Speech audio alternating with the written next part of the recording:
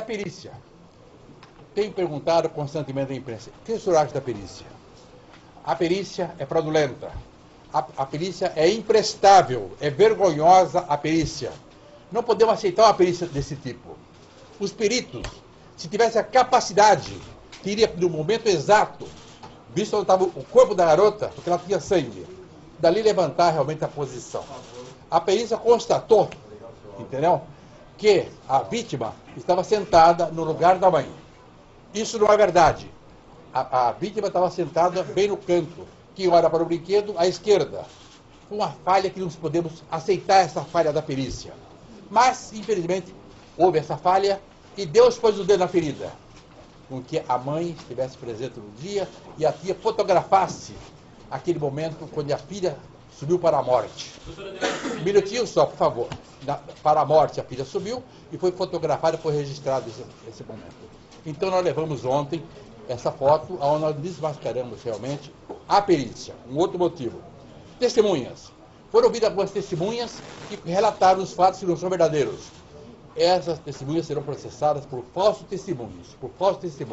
Quem mentiu. Várias pessoas nos telefonaram, eu tenho essa relação, se colocando à disposição, que tem prova de que esse brinquedo já estava com defeito há muito tempo. Até fotografaram, inclusive. E o shopping, e o parque, elas se disseram, não observou isso, porque não quis. Bom, uma outra coisa que eu quero dizer para vocês também. A prefeitura será responsabilizada por nós. Nós não podemos aceitar que uma prefeitura tenha um parque desse porte, e não tenha uma perícia para saber o seu funcionamento, o seu estado de funcionamento. Ela será responsabilidade. Além de que, o próprio shopping também será processado por danos morais e danos materiais dos shoppings. O parque, desculpe, me perdoe, tá? Qual o crime que cometeram os diretores do shopping? Do parque, por favor, do parque. Eu entendo que foi um dolo eventual. Eles poderão ir a júri, inclusive, que eles sabiam que aquele brinquedo não poderia ser utilizado. Segundo eles, aquele brinquedo estava desativado. Estava desativado porque não colocaram um adesivo desativado. Por que não lacraram aquela cadeira? Aí vem outra pergunta. Por que a perícia realizou uma cadeira que não era correta? Por que não realizou nas 4 cadeiras? Por quê? Falta de interesse? Por quê? Até hoje não consigo essa resposta. Mas vamos lutar para que a verdade apareça. Doa quem doer. Não vamos de jeito nenhum ficar com os braços. Temar está com a gente ao vivo aqui. E, gozado, eu repeti aqui, doutor, tudo que o senhor falou. Eu não tinha visto a entrevista do senhor, mas eu repeti aqui tudo que o senhor falou. E tinha já... O senhor está me ouvindo ou não? Está me ouvindo, doutor? Estou ouvindo, então, eu não sei se o senhor tem assistido o programa, não deve ter assistido, porque o senhor está aí correndo atrás da bola para defender a família. Infelizmente não tenho tido tempo. Então, mas tudo isso que o senhor falou aí, eu estou falando aqui desde o primeiro dia do acidente. Quando o promotor disse que, olha, o parque não precisa ser interditado porque foi só nesse brinquedo que apresentou as falhas, como é que ele sabia que os outros brinquedos estavam em condição? Não é verdade? Esse parque devia ter sido lacrado a partir do acidente. Devia ter sido fechado a partir do acidente. Quanto à questão da perícia, alguém mentiu. Apontaram a cadeira errada para que a cadeira fosse periciada até que a família dissesse que não era essa cadeira, era outra cadeira. Concordo também com o senhor nesse ponto, só não posso falar que a perícia foi fraudulenta, porque eu não tenho base para isso, o senhor deve ter. Eu acho que a perícia só foi errada e foi uma porcaria. Isso eu disse desde o começo. Vou além para dizer mais. Pelas informações que nós temos, os caras não tinham treinamento nenhum para trabalhar com esse brinquedo. Tinha um treinamento de papel que eles assinavam lá depois de ler. Na prática não tinham. E um dos dois que estavam ali, um desses caras não era nem desse brinquedo. Vou além para dizer mais, concordo com o senhor. Eu falei o seguinte, se 8 cadeiras estavam interditadas, é evidente que alguma poderia estar quebrada também a mais. E concordo com o senhor, mas nem só lacrada ou interditada a cadeira devia, já que ela não funcionava, ela devia ter sido arrancada dali. Agora, se tem um brinquedo perigoso como esse, com uma cadeira com defeito, ele não devia funcionar. Mesmo porque parece que a cadeira está quebrada há 10 anos. Quer dizer, se em 10 anos não fizeram nada, né, os poderosos estavam levando vantagem. Enquanto o senhor não entrou em campo para falar uma série de verdades, eles estavam levando vantagem. Agora, primeira pergunta que eu faço ao senhor. Se é na Europa, se é nos Estados Unidos, se é no Japão, de onde vieram os pais da criança, alguém já ia responder processo criminal e ia para a cadeia.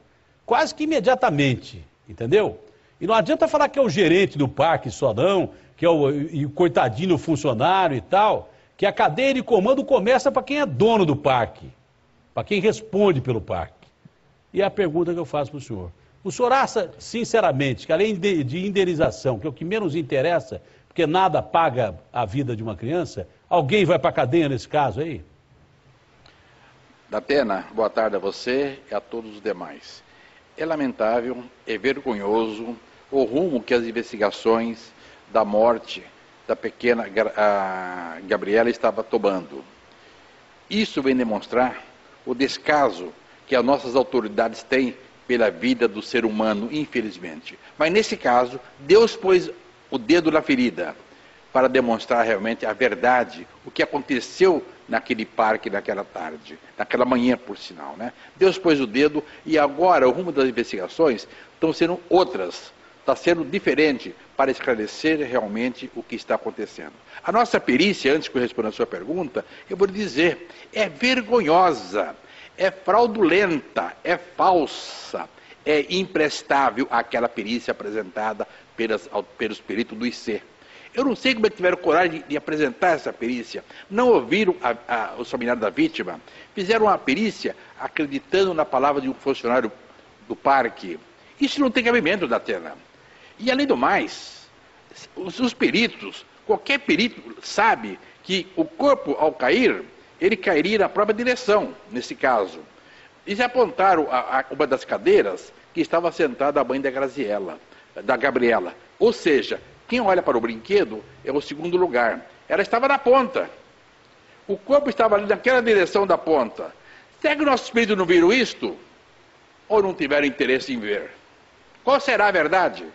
A verdade eu sei qual é, porque agora estamos realmente encaminhando para o caminho certo, para que seja esclarecida. Agora, respondendo à sua pergunta, é lógico, se tivesse isso acontecido num país do primeiro mundo, o parque teria sido lacrado imediatamente, e todos seriam indiciados em inquérito, inclusive os donos, sem exceção. Aqui, muitas vezes, nós sabemos que a corda quebra para o mais fraco. É o funcionário, é o Zezinho da esquina, é aquelas pessoas que não têm condições de se defender. Infelizmente, essa é a verdade. A mesma coisa estava acontecendo no caso da... Diz que não pode mais falar jet ski, né? Não pode, não sabia disso. Ao invés dos caras corrigirem as leis fraquíssimas que nós temos, e que nem usamos às vezes, eles querem impedir de falar isso, aquilo. Então não posso mais falar. Não sabia que não podia falar jet ski. Para mim, jet ski era o troço que anda lá, mas parece que é uma marca. Então tem que falar moto aquática. Era a mesma coisa acontecer com a moto aquática que matou a Graziella na Baixada Santista. Os poderosos iam ficar escondidos. Nós fomos até atrás do governador, do delegado-geral, para que se revelasse quem eram os poderosos. Por isso o senhor falou Graziella aí, e a Gabriela, porque o senhor estava pensando também naquele outro caso, que é parecido com esse aí. Aí o poder, é claro que é muito maior, é o poder de um parque enorme, mas é a mesma coisa, eu concordo com o senhor. Ainda bem que tem gente com o senhor que aceita casos como esse para peitar gente poderosa. Quanto maior o cara, maior o tombo. O senhor vai pedir o quê nesse caso aí, daqui para frente, em termos de que a justiça seja feita, doutora Ademar? Veja só. Na área penal, nós entendemos que houve o dolo eventual, que houve realmente a culpa dos diretores do parque. Isso não se discute. Então vamos trabalhar para que eles sejam iniciados em inquérito e respondem por um dolo eventual. Ou seja, seja julgado por um tribunal do júri, para que eles realmente se defendam perante o tribunal do júri. Que a pena poderá ser de 12 a 30 anos. Isso na área penal. E aquelas pessoas que mentiram até agora no inquérito policial serão processadas por falsos testemunhos. Isso é o que nós estamos realmente trabalhando em cima, porque houve pessoas que mentiram, que tentaram induzir a polícia, que tentaram induzir o encaminhamento das investigações. Houve uma fraude processual. Esses irão responder também pelos seus atos, isso eu lhe garanto a você. Ora, na área civil, é lógico, não vai trazer a vida de volta da pequena Gabriela, não tem como. Mas nós temos que fazer com que eles mexam no bolso, com que eles indenizem a família, com que eles realmente reparem, pelo menos, ao dano moral. Vamos pedir o valor de 2 milhões de reais. Vamos também pedir uma informação de indenização quanto à Prefeitura de Vinhedo. Entendemos que eles têm responsabilidade, porque não se pode admitir uma prefeitura que não fiscalize um parque. Sabe o que traz realmente muita receita para a cidade? Por que a cadeira está quebrada lá, né? Por que a cadeira está quebrada lá? Porque não tinha fiscalização, né? Não tem fiscalização, não há dúvida nenhuma. Que está comprovado. E hoje eu vi, você quer saber, as declarações absurdas que há 10 anos essa cadeira estava desativada. Não tinha nenhum lacre e nenhum adesivo. Quer dizer, isso é brincar com a vida do ser humano. Nós não podemos aceitar isso de jeito nenhum. Nós acreditamos que dessa vez justiça haverá. Tomara, você sabe que quando eu vi que o doutor Toron estava representando o Parque Hopi Hari, eu fiquei muito feliz, porque o Toron é um dos maiores advogados criminalistas que a gente conhece, né? É respeitado, né? Como o senhor é respeitado, ele é muito respeitado. E até agora, o advogado da defesa do parque foi o que falou mais verdade, porque ele não escondeu absolutamente nada. Eu fiquei feliz com isso aí, porque a gente confia em gente como ele, gente como o senhor, que para você defender alguém, porque um dos princípios do direito, se você vai defender um cara, você chega para o cara e fala assim, vem cá, você matou mesmo aquela pessoa? Eu vou defender você como culpado ou como inocente, né? E acho que esse princípio de ética está sendo respeitado e eu quero acreditar, como o senhor, de que a justiça seja feita, porque ou a gente muda esse país, mesmo que as leis não são mudadas pelos políticos, ou a gente está ferrado, né, doutor? É verdade. Veja que eu quero aqui deixar consignado as minhas homenagens ao meu colega, doutor Alberto Zacarias Toron, pelo excelente trabalho e ter intercedido, inclusive, junto ao parque, para que houvesse uma interdição de 10 dias. Isso nós estávamos lutando por isso, isso nós íamos requerer na justiça. Mas ele, como usa bom senso, é um grande profissional, ele entendeu que deveria trabalhar junto ao parque, no sentido que os diretores conseguissem realmente um fechamento por 10 dias. Então quero parabenizar o doutor Toron nessas condições que ele conseguiu.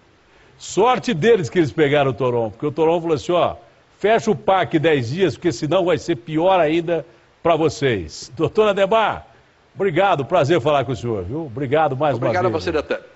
Parabéns pela luta aí e disponha da gente também. E quando vier a Sônia Abrão, dá um abraço dela para mim, tá bom? Pois não, Peter.